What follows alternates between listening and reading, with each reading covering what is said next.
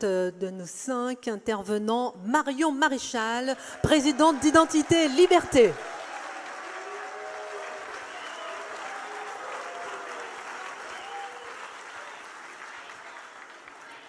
Nous avons vu Marion Maréchal.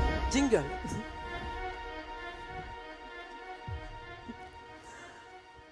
En 3 parties, économie, liberté, espérance, 12 minutes. Nous avons vu la course à l'endettement. Et pour faire face au déficit et aux dépenses. Et si cet endettement servait à financer la relance économique? Nicolas Dupont-Aignan en parlait tout à l'heure par rapport à cette croissance. C'est peut-être un objectif, mais la croissance n'est pas là. Nous pataugeons avec une faible croissance. On va le voir sur les chiffres de Marc Vanguard. On se classe au 15e rang depuis la zone euro, alors qu'on est le 2e pays qui a le plus augmenté son endettement sur la période depuis 2017. Sous le mandat de François Hollande, par exemple, l'évolution annuelle moyenne du PIB par habitant en France était déjà, comme aujourd'hui, la 6e pire de la zone euro. Mais sous le mandat de Nicolas Sarkozy, on était la 6e meilleure. Question, Marion Maréchal, comment relancer la croissance? Mais écoutez, il y a une mesure que je n'ai pas entendue ce soir, non pas qu'elle ne soit pas partagée, mais peut-être qu'elle n'est pas la plus évidente, et pourtant, c'est probablement la seule dont on est absolument sûr de l'impact. La seule qui sera efficace, quelle que soit la conjoncture, quels que soient les effets extérieurs, quel que soit le niveau des relations internationales. Cette mesure, elle est simple, elle s'appelle faire des enfants. Elle s'appelle faire des enfants. Parce que ce qu'on ne dit pas assez, c'est que faire des enfants n'est évidemment pas la seule mesure qui permette d'assurer une prospérité économique, mais c'est en revanche une mesure absolument incontournable. Qui dit dénatalité dit décroissance, et surtout, il n'y a pas de développement économique possible sans dynamisme démographique. Quelques chiffres intéressants sur les effets dramatiques. Vous savez qu'aujourd'hui, on est à 1,68 enfants par femme. On s'effondre d'ailleurs d'année en année. Demain, nous serons vraisemblablement, selon les projections, à 1,3 par femme. Et à ce niveau, eh bien demain, en 2040, nous perdrons 3% de PIB. C'est considérable. Et en 2050, jusqu'à 5% de PIB perdu. C'est près de 75 milliards de croissance en moins.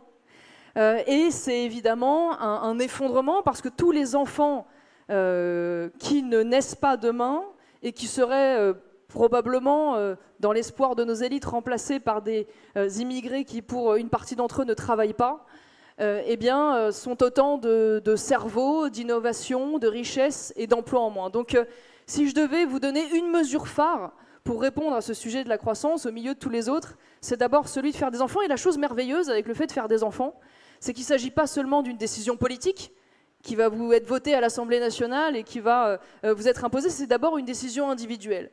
Et je crois qu'en tant que patriotes ici dans cette salle, si nous sommes attachés, et je crois que c'est ce qui nous réunit, eh bien, à la prospérité, à l'indépendance de notre pays et à son bien-être, eh ben, prenons-nous en main et commençons par faire des enfants.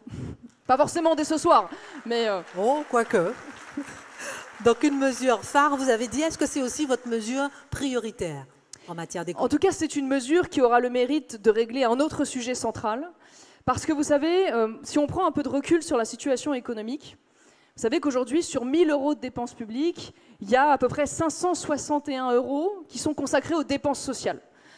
Pour vous donner un ordre d'idée, en parallèle de ces 561 € dépensés pour le social, il y a à peu près 30 € pour la sécurité et la justice. 7 € d'ailleurs précisément uniquement pour la justice. Pour vous donner d'ailleurs un peu le niveau d'arbitrage de notre État sur ce qui est essentiel, moins essentiel, et finalement l'abandon du régalien au bénéfice de l'assistanat.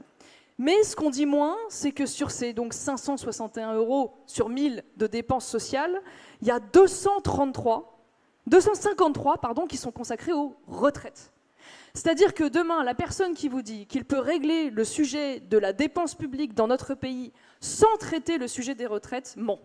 C'est objectivement un sujet absolument incontournable. Et de ce fait-là, la démographie, bien sûr, est une des réponses incontournables. Voilà, vous connaissez les chiffres par cœur sur aujourd'hui l'effondrement du nombre de cotisants pour le nombre de retraités. C'est tout à fait logique.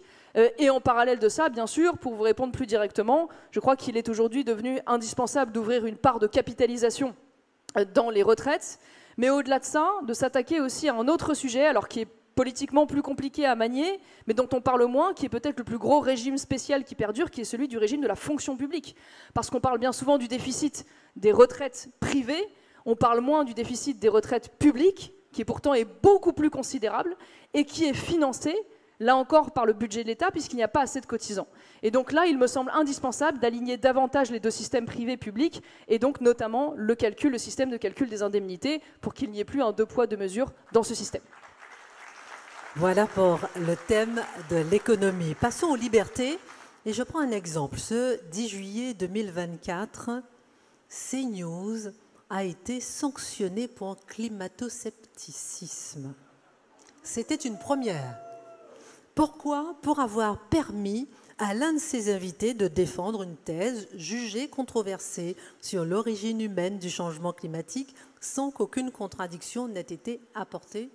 C'est ce qui a été souligné. On a vu également qu'un projet de loi prévoyait d'interdire les prises de position climato-sceptiques dans les médias. Question, y a-t-il des sujets que l'on ne doit plus aborder en France et est-ce que ces décisions sont justifiées?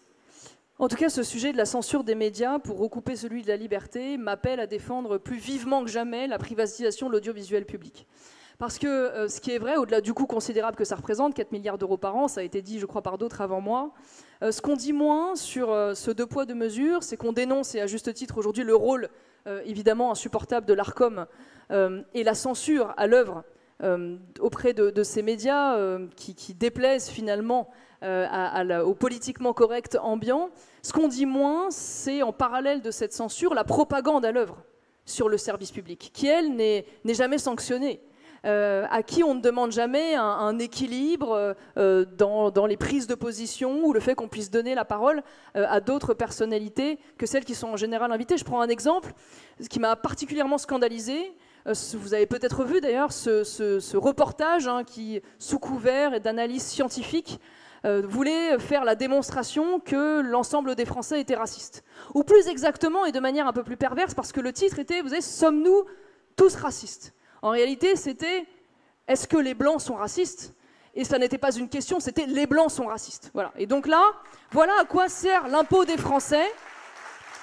L'impôt des Français qui sert à les culpabiliser, à les mettre en accusation, à les placer systématiquement pour, notamment, disons-le, les Français de souche, je suis désolée de vous le dire, qui existent, et j'en suis fièrement, eh bien, qui aujourd'hui sont systématiquement placés par ce service public audiovisuel dans la posture de l'oppresseur, du coupable, du méchant, avec, on doit bien le dire, un manque de déontologie qui est particulièrement flagrant. Je rappelle que l'experte qui a été invitée dans le cadre sur France 2 donc, de ce reportage est une soi-disant universitaire qui, pour venir parler d'antiracisme, est une femme qui elle-même frôle régulièrement avec le racisme puisqu'elle défend eh bien, notamment des rassemblements interdits aux Blancs, y compris aux femmes blanches, sauf si elles sont voilées, qui explique d'ailleurs qu'elle méprise la France et qu'elle ne mourrait pas pour elle, et qui régulièrement explique eh bien, que les Blancs n'ont rien à dire face à une personne d'origine maghrébine ou d'origine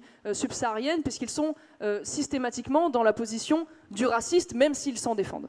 Donc c'est pour ça que j'élargis un petit peu, parce que je pense qu'il y a évidemment une forme de consensus dans les familles politiques de droite sur la dénonciation de la censure et sur le fait qu'il faille évidemment supprimer l'Arcom et défendre ardemment cette liberté. Mais en parallèle de ça, j'y tiens.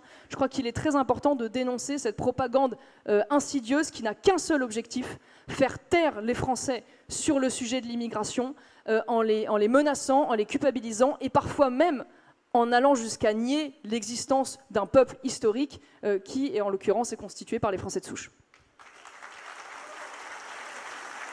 Je fais une parenthèse parce qu'il y a un intervenant précédent qui a salué la présence de CNews, Europe 1, le JDD, mais je l'ai aussi salué, ça sera décompté de votre temps de parole, Frontières, Valeurs Actuelles, Boulevard Voltaire, vraiment il y a beaucoup de médias qui offrent un peu cette pluralité tant espérée dans l'audiovisuel français.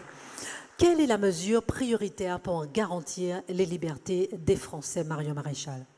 Alors moi j'ai un sujet qui me tient particulièrement à cœur, je ne vais pas vous surprendre puisque lorsque j'ai arrêté la politique durant 5 ans, j'ai monté une école supérieure de sciences politiques qui s'appelle l'ICEP et j'ai toujours quand des jeunes viennent me voir en me posant la question, mais qu'est-ce qu'on peut faire pour notre pays si on devait s'engager? J'ai toujours deux réponses. Je leur dis la politique électorale, parce qu'évidemment c'est là que ça se joue de manière concrète. Et l'autre sujet pour moi, c'est l'école. Ouvrez des écoles.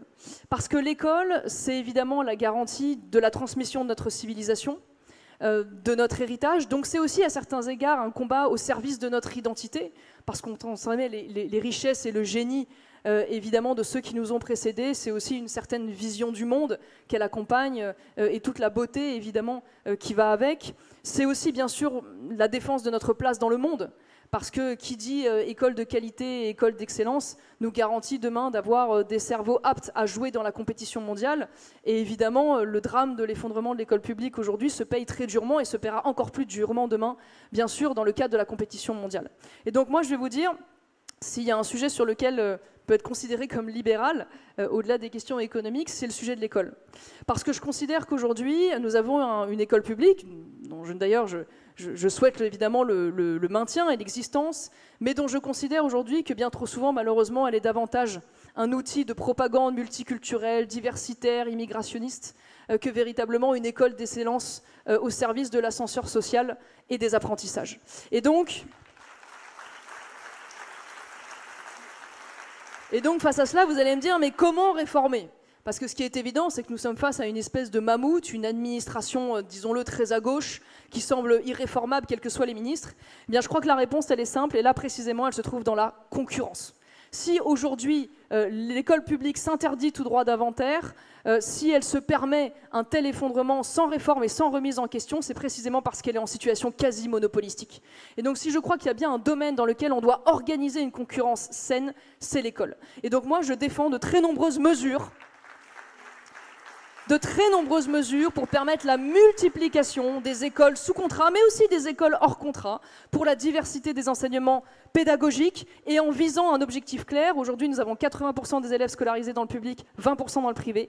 Nous devrions demain, je le souhaite, atteindre 40% dans le privé, 60% dans le public. Et l'autre chose, l'autre aspect très positif et qui va rejoindre notre thème de ce soir, au-delà, et j'en finis par là, c'est le fait que derrière cela, il y aurait une économie potentielle de près de 10 milliards d'euros. Voilà. Donc tout bénef, la défense de l'école et des économies évidemment pour le budget de l'État. Dernière question, Marion Maréchal. En termes d'espérance, que dites-vous aux Français ce soir? Écoutez, je vais leur demander de regarder par-delà les Alpes un modèle et un exemple proche de nous, qui est l'Italie. L'Italie qui a fait la démonstration à travers le leadership de ma partenaire, Giorgia Meloni, puisque j'ai la chance de siéger avec mes amis de Fratelli d'Italia dans le même groupe au Parlement européen, d'une volonté politique sans faille qui a abouti à des résultats notamment économiques, mais pas seulement, assez spectaculaires, puisque le chômage n'a jamais été aussi bas depuis 25 ans, l'inflation a baissé, le pouvoir d'achat, notamment sur les bas salaires et les classes moyennes, a augmenté. L'Italie est redevenue 4e exportateur mondial, avec des solutions assez simples, finalement, puisque Giorgia Meloni, elle a par exemple supprimé des dépenses d'assistanat indues, elle a par exemple baissé les charges sur un certain nombre de salaires pour 14 millions d'Italiens, leur rendant plus de 100 € de pouvoir d'achat. Voilà. Et donc je crois que c'est vraiment quelque chose de central qui doit nous enthousiasmer.